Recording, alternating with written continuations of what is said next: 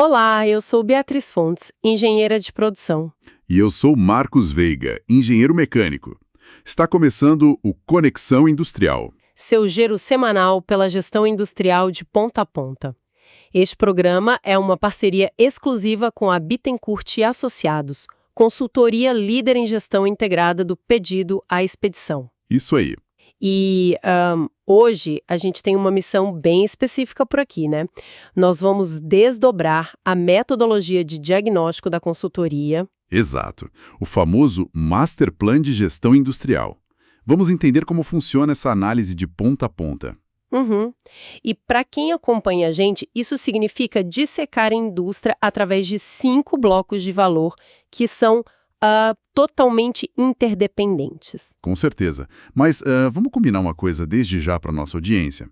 Hoje a conversa é puramente técnica, tá? Zero romantismo, né? Zero. Nada de ficar usando aquelas metáforas biológicas.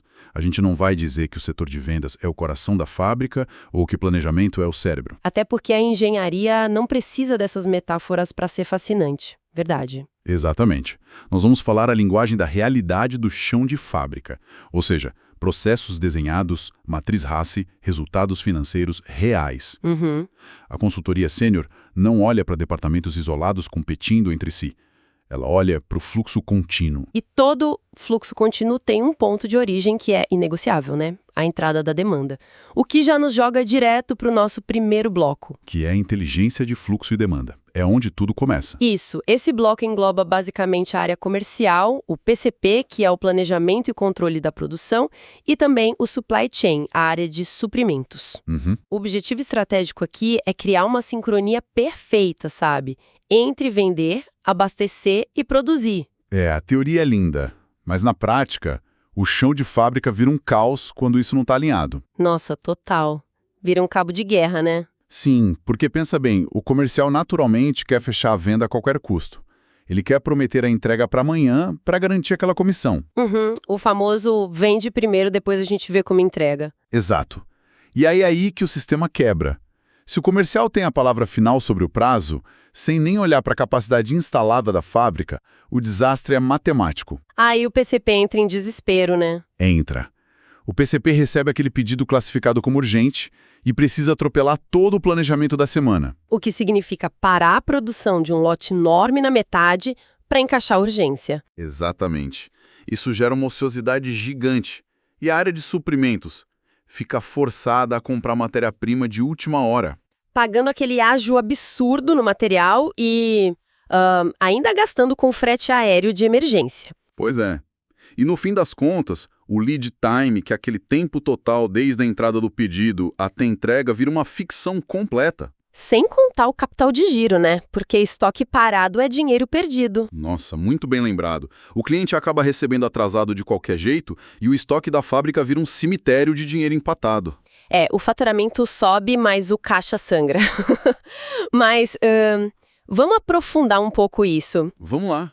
Porque a metodologia da Bittencourt e Associados usa a matriz RACI para resolver essa briga. E eu acho esse mecanismo simplesmente brilhante. A matriz RACI é a salvação da governança nesse ponto. Para quem nos ouve e talvez não esteja tão familiarizado, a matriz RACI é um mapa de responsabilidades, né? Ela define quem é responsável pela execução, quem aprova, quem é consultado e quem é informado.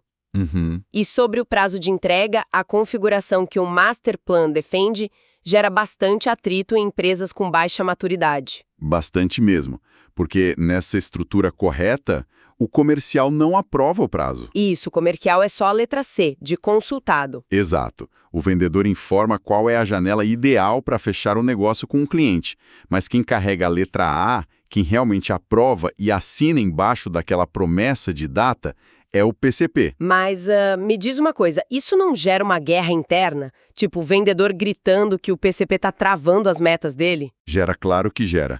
Mas só até o momento em que a previsibilidade entra no jogo. Porque, no fundo, um vendedor prefere perder uma venda hoje sendo honesto no prazo do que perder aquele cliente para sempre por uma promessa falsa. Verdade. O cliente não perdoa furo de entrega. Não perdoa. E o PCP tem um mapa visual de ocupação de todas as máquinas. Se os suprimentos confirma que a chapa de aço chega na terça e o PCP vê que tem vaga na máquina na quarta... Então, prometer para sexta-feira é executável. Exatamente.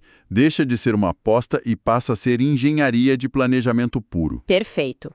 Mas, e se o material chega bonitinho na terça? A ordem entra na máquina na quarta e a máquina quebra. Aí o planejamento desmorona. Totalmente.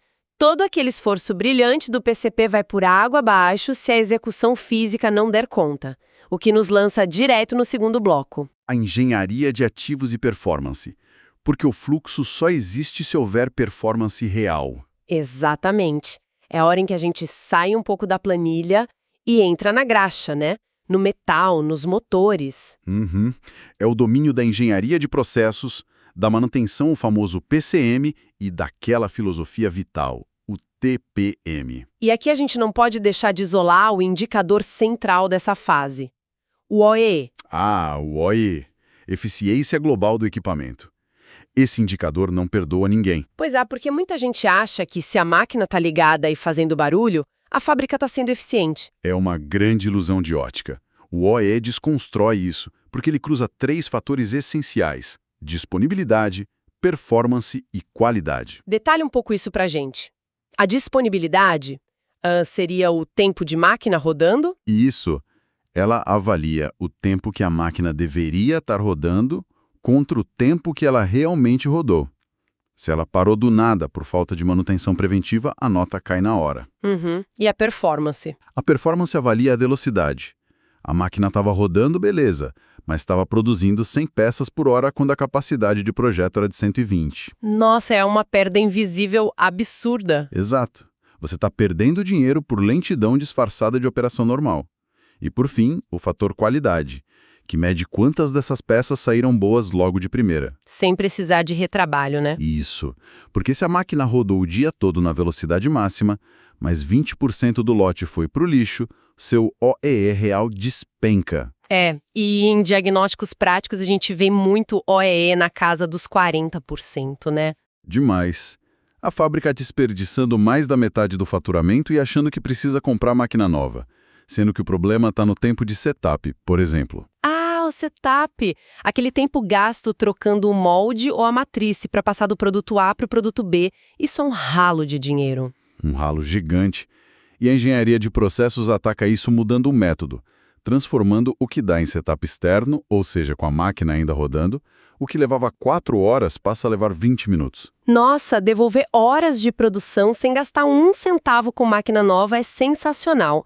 E tem a questão cultural do operador também, né? O TPM. A manutenção produtiva total. Isso muda o jogo no chão de fábrica. Porque antes o operador só cruzava os braços se ouvisse um barulho estranho, né? Ah, não é comigo, chama a manutenção. Exato. O TPM acaba com isso. Ele transforma o operador no dono do equipamento. Transfere aquela responsabilidade técnica de nível 1. Uma analogia legal é a do nosso próprio carro, certo? Se o pneu murcha, você não chama a fábrica do carro. Você mesmo resolve. Perfeitamente.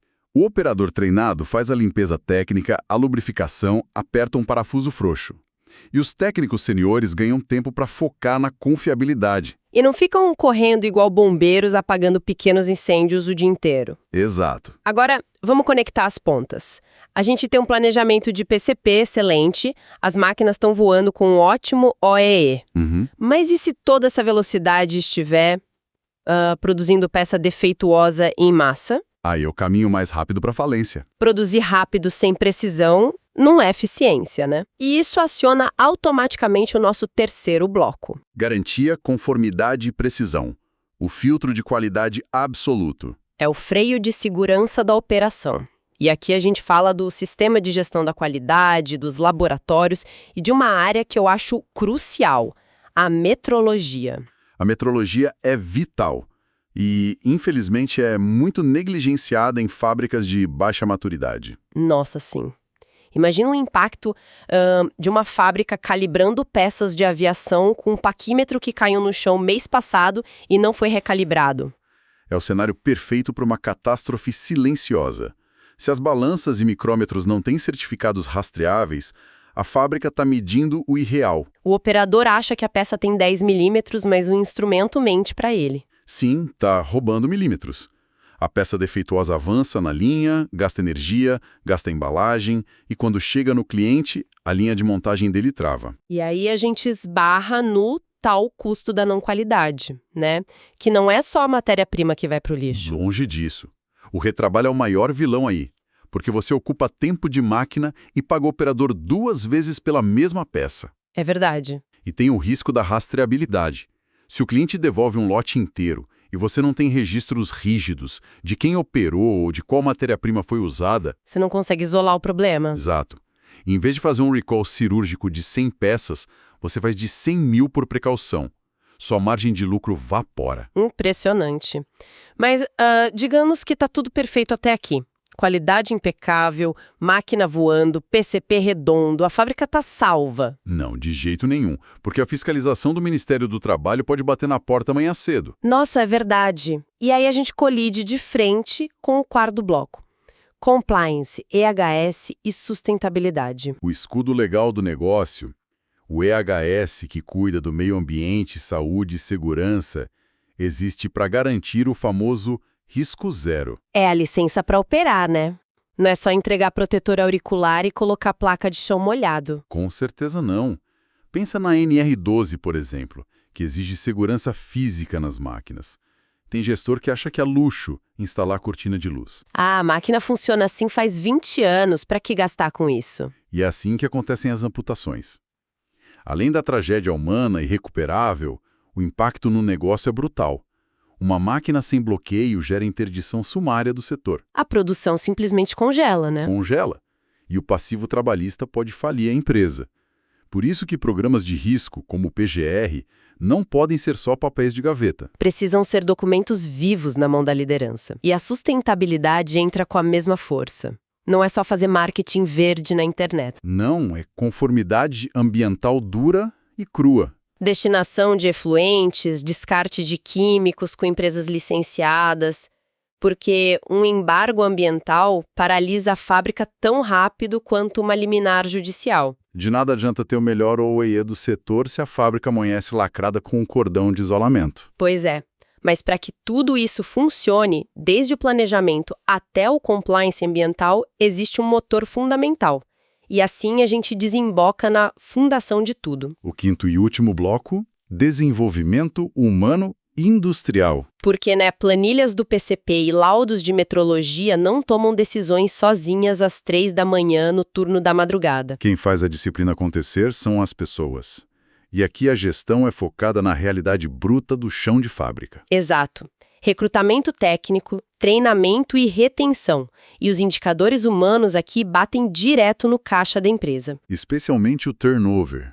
Aquela taxa de rotatividade que, quando passa de 3% a 5% ao mês, é um dreno gigantesco. E é um dreno invisível, né? Porque cada demissão custa caro. O recrutamento leva semanas e a máquina fica lá parada sem operador. A meta diária afunda na hora, sem contar o pior efeito colateral do turnover, a amnésia técnica. Nossa, a amnésia técnica é um conceito assustador da análise deles. É brutal. Você treina um operador durante 5 anos. Ele entende todos os atalhos da prensa hidráulica, sabe exatamente os macetes que não estão no manual. E aí ele pede as contas porque o clima organizacional tá ruim? Exato. Ele não leva só a carteira de trabalho, ele leva embora a inteligência operacional da fábrica. A máquina não responde igual na mão do novato. Ou seja, você destrói a performance e a qualidade de uma vez só. Exatamente. E tem aquele erro clássico, né? Que as empresas cometem tentando reter talento. Promover o melhor técnico a supervisor. Nossa, promover sem preparo. É um erro clássico e muito doloroso. A empresa pega o melhor soldador da linha, o cara com 0 taxa de defeitos, e promove a líder de turno como prêmio. Só que não investe um único dia em treinamento de liderança, inteligência emocional ou gestão de conflitos. Resultado, A empresa perdeu seu melhor soldador e fabricou um gestor ineficiente e completamente estressado. Ele vai tentar microgerenciar todo mundo, né? Não vai saber cobrar o uso dos EPIs, não vai engajar no TPM. E pronto, o fracasso no bloco humano ecoa e destrói todos os outros 4 blocos. Vira um ciclo de destruição. É impressionante como a visão de ciclo se encaixa. O planejamento puxa o fluxo, a performance dá velocidade, a qualidade filtra, o compliance blinda. E o desenvolvimento humano mantém essas engrenagens girando em sincronia. É uma teia fechada. Se um bloco trava, a fábrica inteira engasga. Por isso que o diagnóstico de ponta a ponta deles faz tanto sentido. E a intervenção nunca começa com solução mágica de software, né? Nunca. A porta de entrada é sempre o diagnóstico de maturidade industrial, o famoso DMI. É um mergulho profundo. Sem ficar em sala de reunião com ar-condicionado. Exato. O consultor sênior vai para o Gemba, para o meio do chão de fábrica. Ele checa as notas de 1 a 5 em cada um desses blocos, conversando com quem realmente aperta o parafuso. E isso gera o relatório de diagnóstico executivo, o RDO. Que não é só um caderninho de reclamações. É uma ferramenta financeira pesada. Porque ele cruza as perdas técnicas com o dinheiro real que está evaporando do caixa, né? Isso. E o diretor finalmente enxerga o ROI, o retorno sobre investimento, se ele arrumar a casa. É transformar caos em previsibilidade. E previsibilidade hoje em dia é sinônimo de liderança de mercado. Bom, com esse mapa completo, a gente chega ao final da nossa análise técnica de hoje. Foi um excelente mergulho. Foi sim. Agradeço imensamente a companhia de quem nos ouve até aqui, lembrando sempre que o nosso encontro é toda quarta-feira. Um grande abraço a todos e até a nossa próxima edição do Conexão Industrial. E para fechar de verdade, deixo uma reflexão focada em governança para quem lidera o chão de fábrica. Ao caminhar pela operação hoje e observar o fluxo, o que se vê são processos genuinamente integrados, gerando valor, ou apenas 5 departamentos competindo duramente para ver quem consegue errar menos. Pense nisso.